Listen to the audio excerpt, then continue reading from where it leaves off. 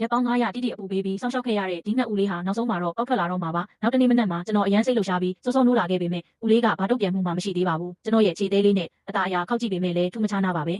ပုံမှန်ဆိုရင်ဒီဦးဟာပေါက်နေတာကြားလာပါပြီအဲ့ဒီအကြောင်းကိုအများကြီးမတွေးကျင်တော့ပါဘူးဘာလို့လဲဆိုတော့အဲ့ဒီထက်ပိုရေးကြီးတဲ့လှုပ်ရှားတစ်ခုရှိနေလို့ပါအဲ့ဒီညနေမှာတော့ကျွန်တော်စိတ်တက်ကြကြနဲ့ဟောင်းနှွမ်းနေတဲ့တဲအိမ်လေးတစ်ခုစီကိုသွားခဲ့ပါတယ်အဲ့ဒီမှာတော့ပွဲအပ်နေတဲ့ဥခွန်လေးတစ်ခုရှိနေတာပါကျွန်တော်စိတ်ကိုမထိန်နိုင်တော့ပဲအဲ့ဒီဥခွန်လေးရဲ့ဘေးမှာကျွန်တော်အလှဆုံးလို့ယူဆတဲ့ပန်းကလေးတစ်ပွင့်ကိုချထားခဲ့ပြီးအတိုက်စီကိုပြန်လာကဆက်ပြီးစောင့်နေခဲ့ပါတယ်ဒါပေမဲ့နောက်ထပ်တစ်ရက်နဲ့တစ်ညကုန်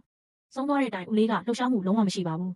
ဒါဟာကျွန်တော်ကိုအရန်ကိုစိုးရိမ်ပူပန်စေပါတယ်ကျွန်တော်ချက်ချင်းပဲကျုံးပေါ်ကဆရာဝန်စီကိုသွားပြီးဦးလေးကိုစပွဲပေါ်မှာအသားရတင်ကစစ်ဆေးပေးဖို့တောင်းဆိုခဲ့ပါတယ်ဆရာဝန်ရဲ့လှုပ်ရှားမှုတိုင်းကကျွန်တော်ကိုပိုပြီးရင်တက်ထိတ်ထိတ်ဖြစ်စေပါတယ်ကျွန်တော်ကိုမထိန်နိုင်တော့ပဲအဲ့ဒီနေရာမှာနေမေးလဲသွားခဲ့ပါတယ်ကံကောင်းတာကဆရာဝန်ကကလေးကိုအချိန်လေးနည်းနည်းထပ်ပေးလိုက်ပါလို့ပဲပြောပါတယ်ဒါပေမဲ့အဲ့ဒီစကားကကျွန်တော်အတွက်ဘာမှစိတ်မသက်သာရမရစေပါဘူးကျွန်တော်ရဲ့ကလေးကိုထပ်ပြမဆုံးရှုံးချင်တော့ဘူးလေစိတ်ပြေလက်ပြောက်ဖြစ်အောင်ကျုံးပေါ်ကတခြားကလေးတွေကိုလိုက်ကြည့်မိပါတယ်မိဘတွေ့ကြုံရအောင်ဆိုပြီးအရင်ဆုံးဂေါ်စီလာလေးLittle Godzilla စီကိုသွားပြီးကလေးတွေကြားမှာဘာကစားနည်းတွေခစ်စားလဲဆိုတာလေ့လာပါတယ်။အဲ့ဒီအချိန်မှာငကားဆိုးတစ်ကောင်က Godzilla လေးကိုရန်ပြုတ်ဖို့ချောင်းမြောင်းနေတာတွေ့လိုက်ရပါတယ်။ကျွန်တော်စိုးရိမ်သွားတဲ့အချိန်မှာပဲတော်သေးတာကသူ့ဖေ Godzilla ကြီးအချိန်မီရောက်လာပါတယ်။တတော်တိုင်းမှတ်ထားရမယ့်အချက်တစ်ခုကတော့ Godzilla ရဲ့ကလေးကိုဘယ်တော့မှလာမရှုံးနဲ့ဆိုတာပါပဲ။အဲ့ဒီအချိန်မှာ Godzilla ကြီးကအမှောင်ထဲကနေချောင်းကြည့်နေတဲ့ကျွန်တော်ကိုသတိထားမိသွားပါတယ်။သူ့ရဲ့ကြီးမားလာတဲ့အရှိန်အဝါကကျွန်တော်ကိုချက်ချင်းပဲခိတ်လက်တုန်လှုပ်သွားစေပါတယ်။ကံကောင်းတာက Godzilla လေးကကျွန်တော်ကိုအမြဲတမ်းခင်မင်ခဲ့တာပါ။အဲ့ဒီနောက်ကျွန်တော်အတိုက်ကိုပြန်လာခဲ့ပါတယ်။ကျွန်တော်စိတ်ကိုငြိမ်အောင်အတက်နိုင်ဆုံးစူးစမ်းပေမဲ့ငကားဆိုးကကျွန်တော်အုပ်ကိုလူယူဖို့ပြင်နေတာကိုသတိမထားမိလိုက်ပါဘူး။တခုခုမားနေပြီဆိုတာသိလိုက်တဲ့ခဏမှာပဲလက်နိုးပြီးလှည့်ကြည့်လိုက်တော့ငကားဆိုးကသူ့ရဲ့ထက်မြက်တဲ့သွားတွေနဲ့ဥကိုကိုက်နေတာတွေ့လိုက်ရပါတယ်။ကျွန်တော်ရင်ထဲကဒေါသတွေကိုမထိန်နိုင်တော့ပဲ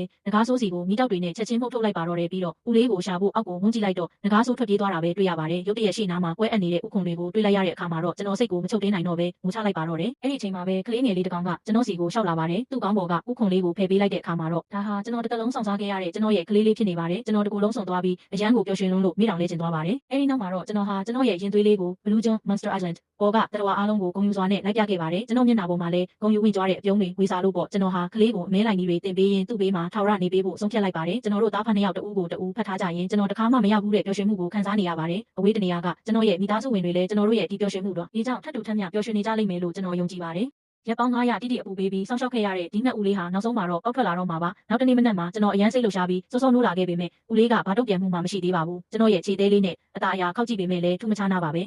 ပုံမှန်ဆိုရင်ဒီဦးဟာပေါက်နေတာကြားလာပါပြီအဲ့ဒီအကြောင်းကိုအများကြီးမတွေးကျင်တော့ပါဘူးဘာလို့လဲဆိုတော့အဲ့ဒီထက်ပိုရေးကြီးတဲ့လှုပ်ရှားတစ်ခုရှိနေလို့ပါအဲ့ဒီညနေမှာတော့ကျွန်တော်စိတ်တက်ကြကြနဲ့ဟောင်းနှွမ်းနေတဲ့တဲအိမ်လေးတစ်ခုစီကိုသွားခဲ့ပါတယ်အဲ့ဒီမှာတော့ပွဲအပ်နေတဲ့ဥခွန်လေးတစ်ခုရှိနေတာပါကျွန်တော်စိတ်ကိုမထိန်နိုင်တော့ပဲအဲ့ဒီဥခွန်လေးရဲ့ဘေးမှာကျွန်တော်အလှဆုံးလို့ယူဆတဲ့ပန်းကလေးတစ်ပွင့်ကိုချထားခဲ့ပြီးအတိုက်စီကိုပြန်လာကဆက်ပြီးစောင့်နေခဲ့ပါတယ်ဒါပေမဲ့နောက်ထပ်တစ်ရက်နဲ့တစ်ညကုန်